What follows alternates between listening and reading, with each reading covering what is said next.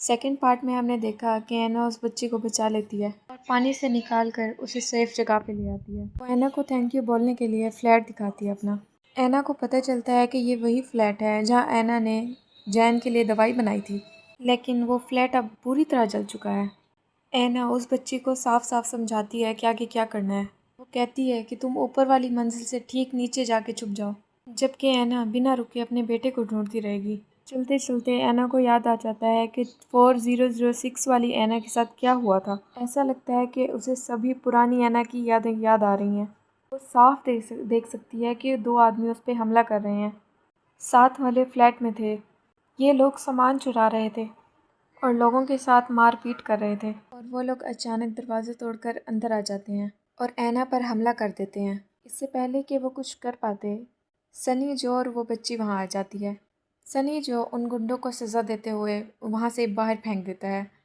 वो बच्ची ऐना को अपने दादा दादी से मिलवाती है। पता चलता है कि वो उस फ्लैट को छोड़ के कहीं और रह रहे हैं। ऐना हैरान हो जाती है जब वो बुजुर्ग औरत उसे वही दवाई देती है जो ऐना ने बनाई थी। इसी टाइम ऐना को समझ आ जाता है कि अगर वो कुछ करती है तो उससे लोगों की किस्मत बदल जाती है और उसके किए हुए नतीजे भी अलग निकलते हैं। लेकिन जैन का अभी तक कुछ नहीं पता चला था। उसके माइंड में सिर्फ एक ही चीज़ थी कि कहीं उसका बेटा उसे वापस मिल जाए। सन हीजू फिर से बेरुखी दिखाते हुए इस बात पर जोर देता है कि इस दुनिया के लिए सिर्फ ऐना का बचना ही ज़रूरी है। सन हीजू उसे बताता है कि जैन को ढूंढने के लिए एक स्पेशल टीम आने वाली है, लेकिन वो जिद करता है कि ऐना को छत की तरफ चलते रहना चाहिए, वरना उनका हेलीकॉप्टर छूट जाएगा। ये सुनने के बाद ऐना अपने बेटे को छोड़ने के लिए साफ मना कर देती है। एक एक करके हर कमरे को चेक करती है। ऊपर की मंजिल पर जाकर नज़ारा बहुत डरावना हो जाता है। हेलीकॉप्टर वाले फौजी जैन को ढूंढने के लिए नीचे आ गए हैं। वो रास्ते में मिलने वाले हर इंसान को गोली मार रहे हैं ताकि कोई गवाह जिंदा ना रहे। ऐना समझ जाती है कि अगर वो पकड़ी गई तो फौजी उसे ज़बरदस्ती यहाँ से ले जाएंगे और फिर वो अपने बच्चे को कभी नहीं ढूंढ पाएगी। इस दुनिया में उसे किसी चीज़ से मतलब था तो वो सिर्फ अपना बेटा पाना चाहती थी।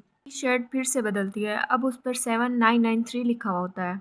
छत से ठीक नीचे वाली मंजिल पर पहुंचकर उसे फिर उसी औरत की आवाज़ें सुनाई देती हैं जो प्रेग्नेंट होती है, लेकिन इस बार उसका हस्बैंड वहाँ नहीं होता।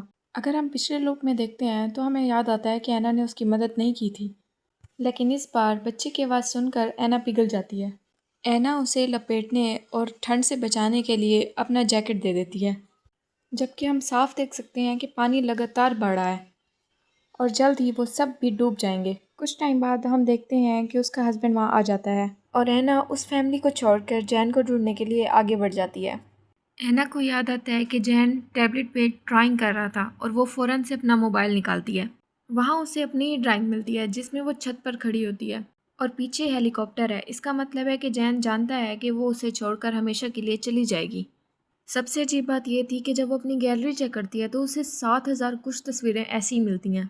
टाइम लूप में की गई उसकी हर नाकाम कोशिश की एक ड्राइंग, और सब में बिल्कुल वही बुरा अंजाम दिखाया गया था।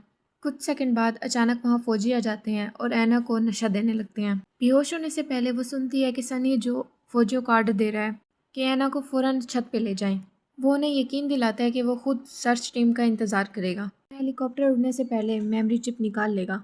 ऐना पूरी तरह बेहोश होने से पहले सनी जो को हैरत अंगेज सच बताती है। वो उसे बताती है कि छत पे अपने ही साथी उसे मार डालेंगे। ये सुनते ही सनी जो बहुत हैरान होता है और वो सिर्फ अब अपने दिल की सुनता है। वो अचानक अब फौजियों पर हमला कर देता है और कहानी बदलने के लिए ऐना को आज़ाद कर देता है, जिसने अब 13417 टी शर्ट पहनी होती है। ऐना एक फौजी पर पिस्टल चलाती है ताकि सनी जो बच जाए।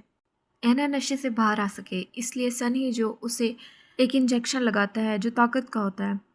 होश में आने के बाद ऐना उसे टाइम लूप का सच बताती है। वो उसे पक्के सबूत दिखाती है कि वो एक सिमुलेशन कंप्यूटर से बनाई गई दुनिया में फंस चुके हैं, जहाँ सब कुछ बिना रुके बार बार हो रहा है।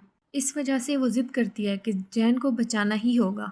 ऐना उसे बताती है कि जब से वो मरना स्टार्ट हुई है, जैन को ढूंढना ही इकलौता काम है और ये काम वो आज तक पूरा नहीं कर पाई है और बस अब एक ही मंजिल चेक करना बाकी है, और वहाँ हथियारों से लैस फौजियों का कड़ा पहरा है।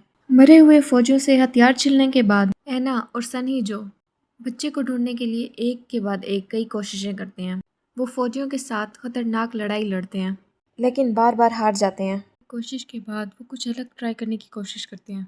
वो ऊपर जाने का रास्ता बदलते हैं और नए नए तरीके से हमले करते हैं और इस तरह सनी जो हज़ारों बार घायल होता है। अब ऐना की टी शर्ट पर नंबर 20,000 पार कर चुका होता है। ये पता चलता है कि वो कितनी दफ़ा हार चुके हैं। 21,499 कोशिश में एक बहुत बड़ी लहर उनकी तरफ आती है। ये इस बात का पक्का इशारा था कि अब वक्त ख़त्म हो रहा है।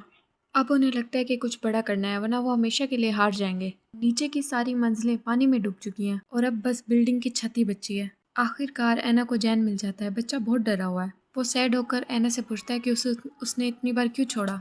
बहुत दिनों से बारिश हो रही है और वो अभी भी 5 साल का है। वो बहुत थक चुका है, लेकिन फिर भी उसने इतना इंतज़ार किया, बिल्कुल वैसे ही जैसा ऐना ने उसे कहा था। उसी टाइम हमें पता चलता है कि ऐना ने उसे सबसे पहले क्या कहा था। जब फौजी जैन की मेमोरी चिप निकालने वाले थे, ऐना ने उसके कान में कुछ कहा था कि वो उससे बहुत प्यार करती है और उसके लिए वापस वो ज़रूर आएगी। सीन उस वक्त शिफ्ट होता है जब असली दुनिया ख़त्म होने के बाद ऐना अब स्पेस में चली गई थी और उसका स्पेस स्टेशन एक्सट्रॉइड के साथ टकराने में तबाह हो गया था।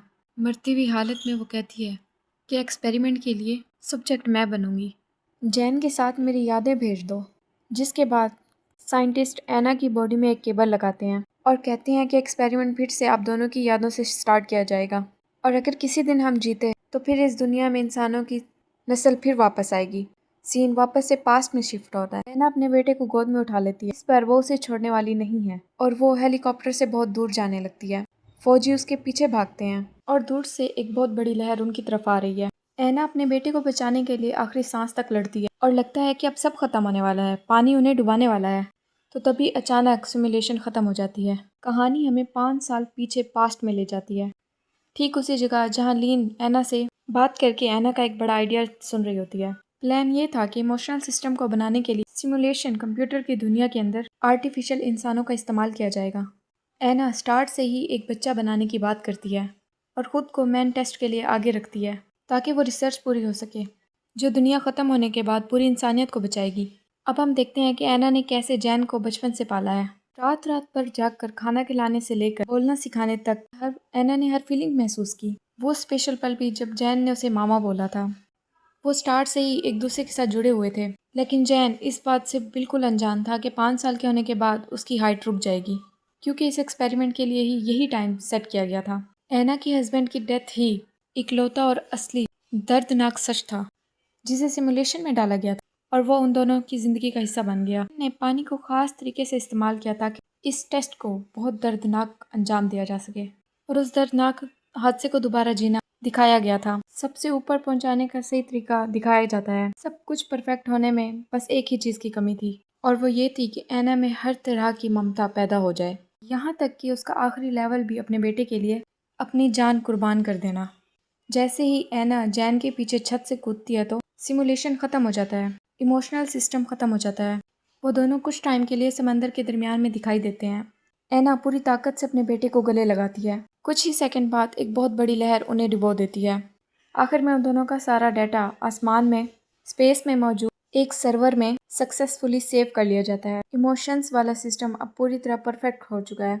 अब एआई पूरी मशीनों के पास पूरे इमोशंस वाले इंसान बनाने की ताकत रखता है। अब हम देखते हैं कि स्पेस स्टेशन में ऐना और जैन को फिर से बनाया जाता है और अब जब इंसानियत की आखिरी कमी पूरी हो गई है तो दुनिया को दोबारा बसाने का काम शुरू हो जाता है। इतने साल के एक्सपेरिमेंट के बाद फाइनली ऐना ने अपना सबसे बड़ा काम पूरा कर लिया है। अब इंसानियत को सिर्फ एक नया मौका नहीं मिलेगा, बल्कि ऐना की कुर्बानियों की वजह से बेहतर और समझदार इंसानों की नई नस्ल बनेगी।